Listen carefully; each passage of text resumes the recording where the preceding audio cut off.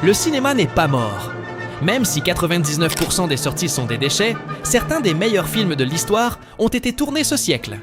Des classiques instantanés qui peuvent déjà regarder droit dans les yeux des œuvres, comme Le Parrain et Sueur froide. Alors que les salles sont inondées de produits de consommation rapide conçus pour vous pourrir l'âme, quelques cinéastes ont réussi à sauver cet art, alignant la perfection de la forme avec les fêlures de l'être humain. Oubliez IMDb. Voici le canon définitif des 25 dernières années.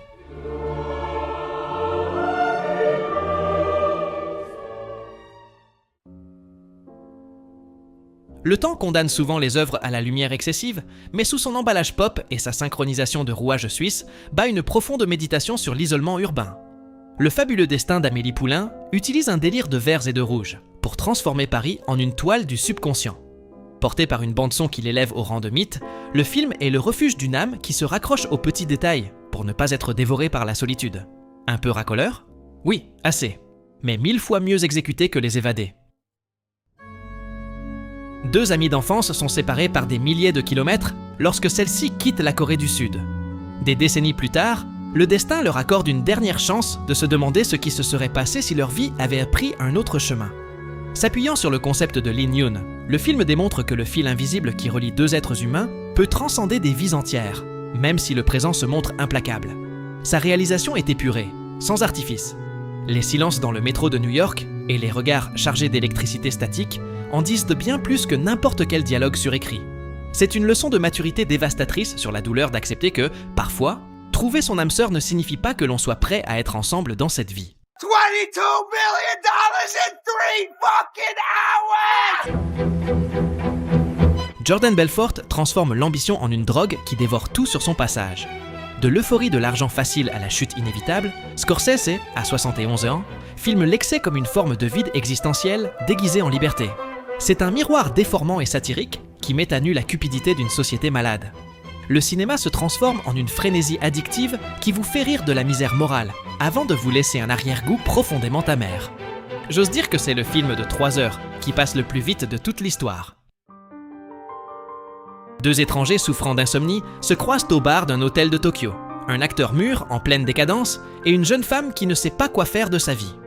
Sofia Coppola utilise les néons, les taxis et la déconnexion d'une ville aliénante pour capturer quelque chose de presque impossible à filmer. Cet instant éphémère, où deux âmes perdues se reconnaissent et se sauvent mutuellement de l'ennui existentiel. Un film d'une beauté absolue, suspendu dans le temps, qui démontre que la pire des solitudes n'est pas d'être seul, mais d'être entouré de personnes qui ne vous comprennent pas. Or he's blushing bright to be.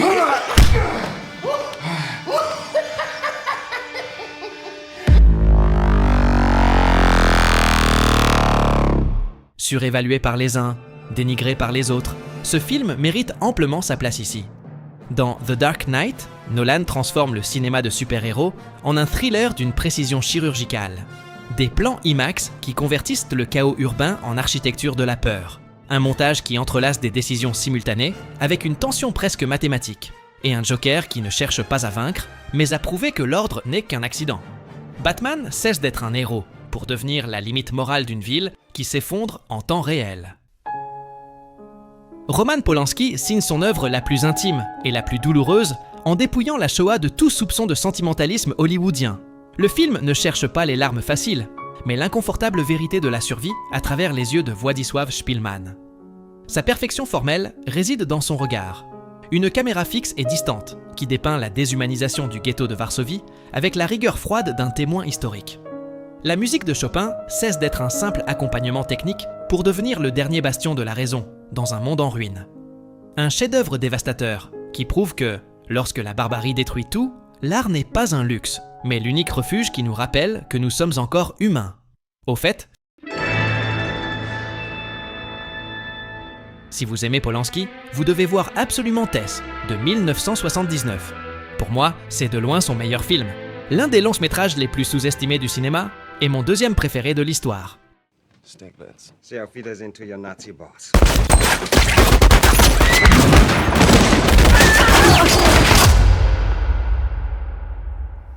Quentin Tarantino réécrit la Seconde Guerre mondiale à travers le pouvoir vengeur du cinéma. Sa maîtrise technique frôle le génie d'Hitchcock. Le film est construit sur de très longues séquences de dialogue qui fonctionnent comme des cocottes minutes, à l'image de l'inoubliable scène d'ouverture dans La ferme française ou de la tension étouffante de La taverne, où chaque mot est un chant de mine avant l'inévitable explosion de violence. Le tout est porté par la présence magnétique et terrifiante de Hans Landa, incarnation du mal absolu, lorsque celui-ci apprend à manier le langage de l'élégance et de la courtoisie. Dans un futur qui est déjà notre présent, l'intimité a été remplacée par des algorithmes. Un homme solitaire commence une relation avec une intelligence artificielle capable d'apprendre, d'évoluer et de feindre l'amour. Loin de la dystopie froide habituelle, on découvre une mise en scène au ton chaud et pastel, qui, paradoxalement, accentue la déconnexion et l'isolement urbain. Hair est une histoire d'amour, qui prouve que même ce qu'il y a de plus artificiel peut révéler ce qu'il y a de plus humain. Peut-on effacer son âme sœur de sa tête ? Ce chef-d'œuvre culte s'empare de la science-fiction et la met en pièces pour plonger au cœur du labyrinthe d'une rupture amoureuse. La grande réussite du film ne réside pas dans ses effets visuels, mais dans sa manière d'utiliser ce montage chaotique et surréaliste pour vous faire ressentir le désespoir de voir vos souvenirs s'effondrer en temps réel. C'est un voyage douloureux, bruyant et profondément tendre qui fuit toute mièvrerie. Il nous brise le cœur en nous rappelant que, même si l'on arrache quelqu'un de son esprit par pure douleur, le fil invisible qui relie deux personnes, faites l'une pour l'autre, trouvera toujours le moyen de se réécrire.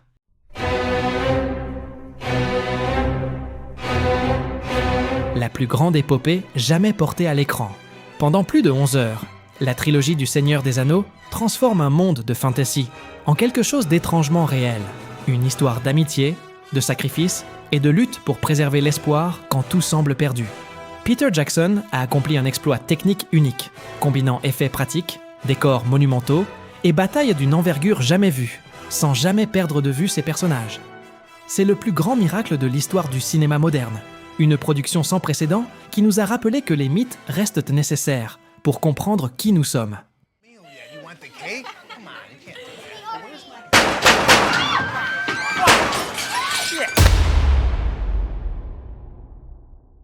L'œuvre la plus incomprise de Scorsese. The Irishman est l'adieu crépusculaire d'un genre et de toute une génération de légendes, réunissant une dernière fois les colossaux De Niro, Pacino et Pesci. Frank Sheeran est un tueur à gages qui se remémore des décennies de loyauté, de trahison et de crime, alors qu'il approche de la fin de son existence. Mais le film fuit le rythme électrique et frénétique du cinéma de mafia classique. Il préfère un montage posé, statique et fantomatique qui vous force à habiter le remords. Alors que vous pensez être devant le nouveau Les Affranchis, vous réalisez que vous faites face à un traité désolant sur la loyauté décomposée, le poids du silence et la vieillesse. Scorsese nous montre que la pire des condamnations n'est pas la prison, mais d'arriver au bout de sa vie et de découvrir qu'il ne reste plus personne pour se souvenir de qui on a été.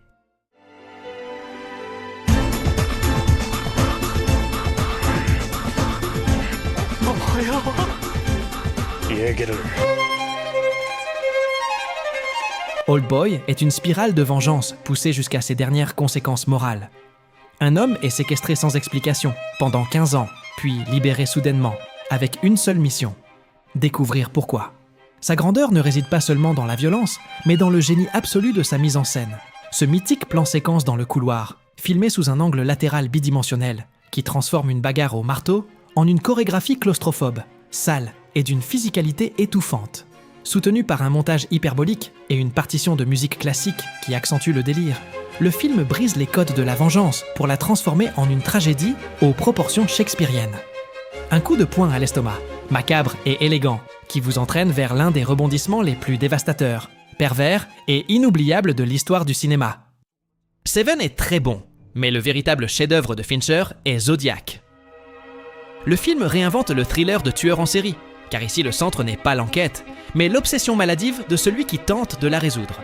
La précision presque clinique de sa mise en scène, bureau, archives, silence, lumière froide, remplace tout glamour criminel par de la bureaucratie et de la frustration.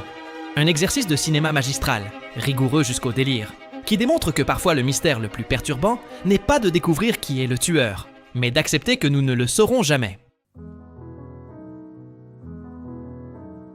Phantom Thread est le film le plus visuellement incroyable de tout le siècle. Paul Thomas Anderson filme une histoire où l'on ne sait si l'on assiste à un amour infini et destructeur ou à un duel d'ego. Il ne juge pas, ne vous dit pas ce que vous devez ressentir, il vous invite simplement à une expérience cinématographique insolite où chaque plan est un tableau et où la bande-son élève votre âme. Un sommet d'élégance formelle, où la somptueuse création de costumes et les silences tendus enveloppent un duel d'acteurs hypnotiques. Un labyrinthe de couture et d'obsessions qui préfère préserver le mystère de ses personnages plutôt que d'offrir des réponses faciles. Mad Max est le meilleur film d'action de l'histoire. C'est aussi simple que cela. George Miller pousse le cinéma d'action vers sa forme la plus pure. Chaque plan, mouvement et coupe sont conçus pour que le récit progresse à travers l'image. Le résultat est une symphonie de chaos parfaitement contrôlée, où le spectacle ne sacrifie jamais la clarté visuelle. Un exploit technique pratiquement irrépétible, qui a redéfini le genre et prouvé que le cinéma d'action pouvait encore atteindre le rang d'art. Au cœur du mythe du western, l'assassinat de Jesse James par le lâche Robert Ford démonte la légende pour exposer sa décomposition interne. Loin des fusillades bruyantes, le film préfère filmer le visage le plus amer du mythe, la paranoïa étouffante d'un leader crépusculaire et l'obsession maladive de son admirateur. Roger Deakins signe l'une des photographies les plus belles et picturales de l'histoire, capturant la lumière hivernale comme s'il s'agissait d'une peinture à l'huile en mouvement. Un voyage hypnotique, lent et déchirant sur la trahison et la gloire, qui résonne comme une valse tragique vers la mort. Céline Sciamma filme le désir sans hypersexualisation, fondant la romance sur un dialogue horizontal entre peintre et modèle. Portrait de la jeune fille en feu se passe de musique pour confier son rythme au crépitement du charbon, au vent côtier et à une photographie qui émule la peinture à l'huile. C'est une révolution du regard. Les yeux se croisent avec la même intensité que celle déployée pour créer l'art. Cette œuvre est un oiseau rare de notre époque. Dans un monde qui a réduit l'amour à de la chimie, de la consommation et de la compatibilité, il redevient ici ce qu'il a toujours été, un lien unique que l'on ne choisit pas, mais qui redéfinit tout. Je sais que beaucoup s'attendent à voir Parasite dans ce classement, mais le véritable chef-d'œuvre du réalisateur est Memories of Murder.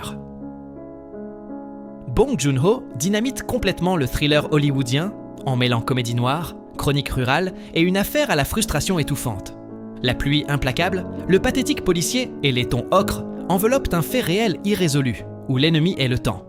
Ce regard final mythique, planté directement dans nos yeux, nous rend complices d'un mystère qui nous hantera à jamais.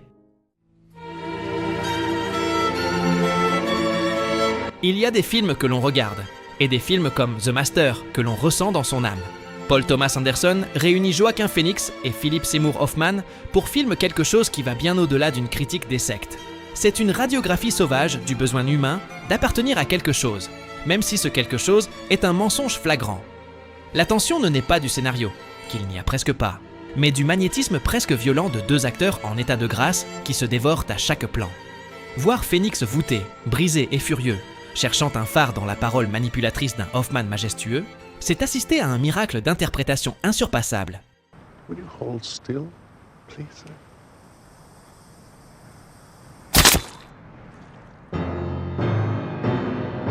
Les frères Coen détruisent un genre pour créer quelque chose de complètement inédit. No Country for Old Men nous montre le mal absolu incarné par Javier Bardem, dans un monde qui ne sait quoi en faire. La décision radicale des Coen est d'éliminer toute musique du métrage, procurant une sensation de vide terrifiante. C'est le portrait d'un mal déchaîné, violent et incompréhensible, où la justice prend les traits d'un vieil homme fatigué qui ne peut plus suivre le rythme. Nous entrons dans les 10 premières places en faisant voler en éclats les limites du cinéma. Oui, c'est un documentaire, mais c'est l'œuvre d'horreur la plus perturbante du siècle. Imaginez que les pires monstres de l'histoire s'en sortent non seulement impunis, mais qu'ils acceptent en plus de recréer leurs meurtres brutaux devant une caméra en imitant des comédies musicales hollywoodiennes. Joshua Oppenheimer convainc les bourreaux du génocide indonésien de rejouer leurs propres crimes, en imitant les genres de Hollywood qu'ils adorent. Le résultat est une expérience macabre où les assassins dansent et rient en célébrant le massacre, jusqu'à ce que la fiction elle-même leur renvoie le reflet de leur monstruosité.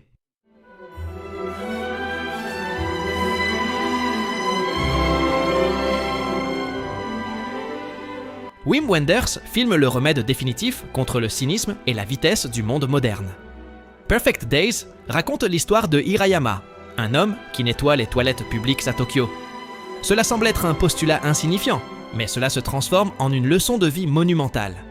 À travers des cassettes, des livres lus avant de s'endormir et les reflets de la lumière à travers les arbres, le film trouve la beauté dans la répétition et la paix dans la solitude.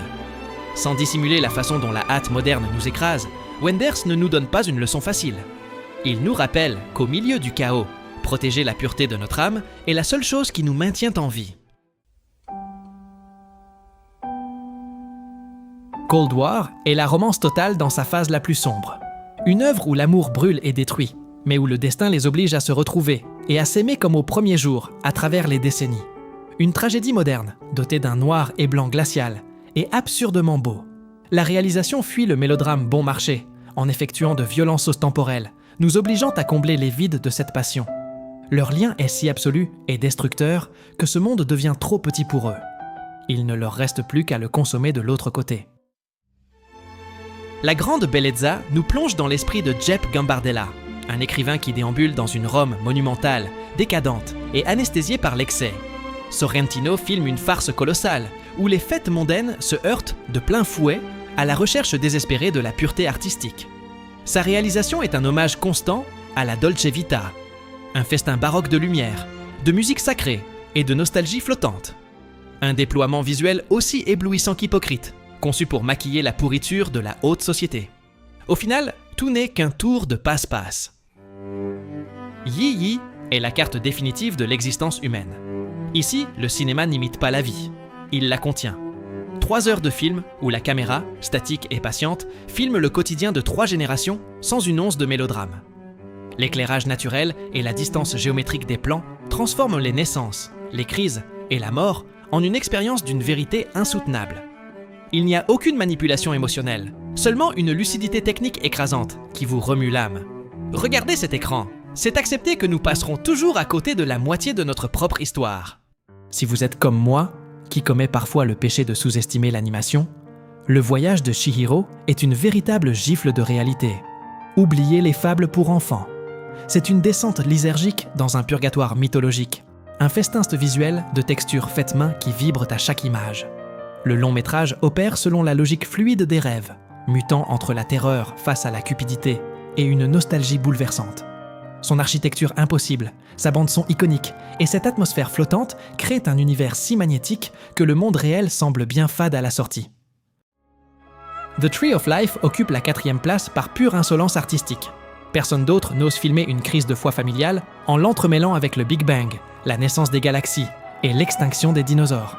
Visuellement, c'est un tsunami d'images poétiques, capturées en lumière naturelle, où la caméra flotte comme un esprit invisible entre la douleur de l'enfance et l'immensité du cosmos. Une expérience sensorielle, presque religieuse, qui exige d'abandonner la logique pour la ressentir. Le cinéma devenu pure prière visuelle. Tarkovsky en serait fier. Avec le bronze à la 3e place, In the Mood for Love se couronne comme le sommet de la romance moderne. Un chef-d'œuvre où l'amour ne se crie pas.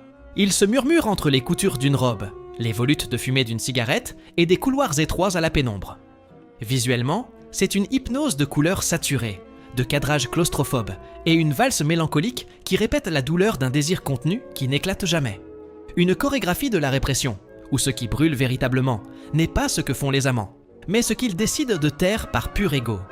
Cette fausse moralité, pour ne pas ressembler à leur conjoint, n'est que l'excuse parfaite pour fuir un amour qui les terrifie.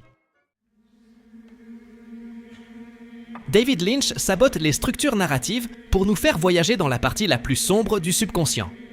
Mulholland Drive démarre comme un thriller hitchcockien sur une actrice en devenir et une femme amnésique, avant de se fracturer complètement pour nous entraîner dans un labyrinthe mental étouffant. Visuellement, c'est une hypnose perverse. L'éclairage passe de l'éclat idyllique du Technicolor à des ombres denses et maladives qui dévorent les visages. Ne cherchez pas d'explication rationnelle. C'est du cinéma à l'état pur. Un impact abstrait à l'estomac qui vous condamne à vous perdre au Club Silencio. Paul Thomas Anderson a filmé ce qui est non seulement le meilleur film de ce siècle, mais aussi l'un des 20 meilleurs de tous les temps. There Will Be Blood est une tragédie shakespearienne aux proportions cosmiques, une épopée biblique et sauvage sur l'ambition démesurée, propulsée par l'interprétation démoniaque de Daniel Day-Lewis. La mise en scène est un coup de poing de pur génie technique. La photographie désertique vous brûle les yeux, et la bande-son dissonante de Johnny Greenwood vous taraude les nerfs. un duel de terreur pure qui culmine dans un baptême du sang.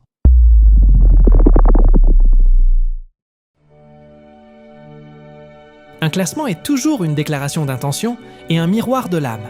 Alors je vous lis dans les commentaires. Quel est pour vous le meilleur film du siècle ? Laissez un bon « j'aime » et abonnez-vous pour ne pas manquer ce contenu. On se retrouve très vite.